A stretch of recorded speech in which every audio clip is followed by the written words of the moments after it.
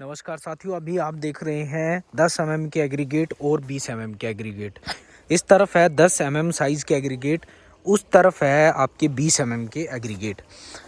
तो 10 mm के aggregate और 20 mm के एग्रीगेट का क्या चक्कर है, कहाँ पर हम 10 mm के, कहाँ पर 20 mm के, या फिर मिक्स किस तरह से हम जो है इन एग्रीगेट का इस्तेमाल करते हैं। और अगर आप जो है वो 60:40 रेशियो में, जैसे इंडियन स्टैंडर्ड कोड में कहा गया है कि 60:40 के रेशियो में अगर जो है वो हम इन एग्रीगेट का इस्तेमाल करेंगे तो हमें क्या फ़ायदा होगा, हमारा स्ट्रक्चर किस तरह से मजबूत बनेगा,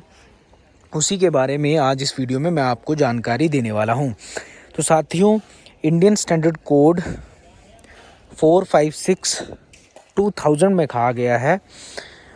कि आप 10 और 20 mm के एग्रीगेट का इस्तेमाल 60:40 के रेशियो में करेंगे। और क्यों करेंगे वो जानकारी मैं आपको दे देता हूं कि शटरिंग जब हम करते हैं बीम्स की, आपने देखा होगा कॉलम्स की,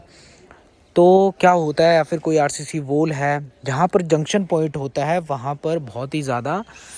छोटे कॉर्नर बन जाते हैं, बहुत ही छोटी जगह रह जाती हैं। जहाँ पर 20 mm के एग्रीगेट का साइज़ थोड़ा बड़ा होता है 10 mm के एग्रीगेट के साथ कंपेयर किया जाए, तो वहाँ उतनी जगह नहीं होती कि जहाँ 20 mm के एग्रीगेट पहुँच सकें।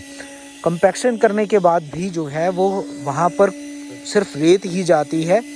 और एग्रीगेट पीछे रह जाते हैं, फिर उतना साइज़ वहाँ पर नहीं होता जहाँ पर 20 mm के एग्रीगेट लग सकें।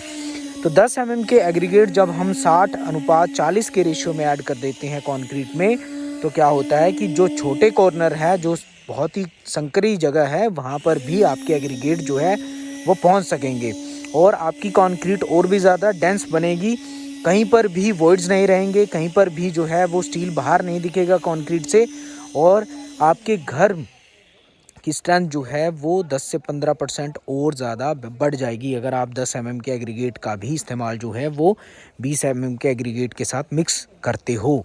तो साथियों, इस तरह की जानकारी जो है वो बहुत ही कम आपको मिलेगी, बहुत ही कम जगह आपको इस तरह की जानकारी मिलेगी। और अगर आप जो है वो स्ट्रक्चर बनाते समय इन सभी टेक्निकल टर्म्स का ध्यान रखेंगे, हमारे यूट्यूब चैनल के साथ जुड़े रहेंगे, लगातार हमारी वीडियोस को देखते रहेंगे, तो आपको इन फ्यूचर क्रैक से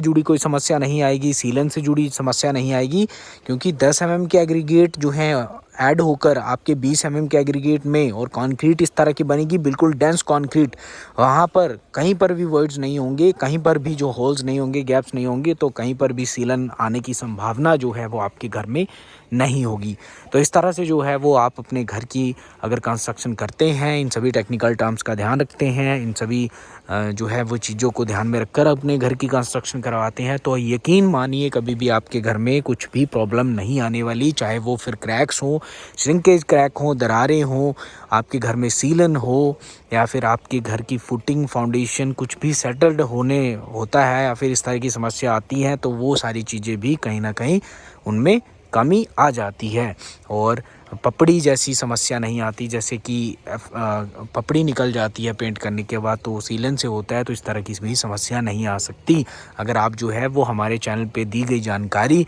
के अनुसार अपना घर बनाते हैं, अपनी बिल्डिंग बनाते हैं। तो आज की वीडियो में अगर आपको जो जानकारी मैंने दी है वो अच्छी लगी हो तो पॉजिटिव बिल्डर यूट्यूब चैनल को सब्सक्राइब कर दीजिए, हमारे चैनल के साथ लगातार बने रहें और शेयर करें हमारे चैनल को। और भी कोई आपको ज़रूरी अगर जानकारी चाहिए तो उसके बारे में कमेंट बॉक्स में ज़रूर बताएं, ताकि हम आपके लिए और भी बेहतर कंटेंट लेकर आ सकें। धन्यवाद।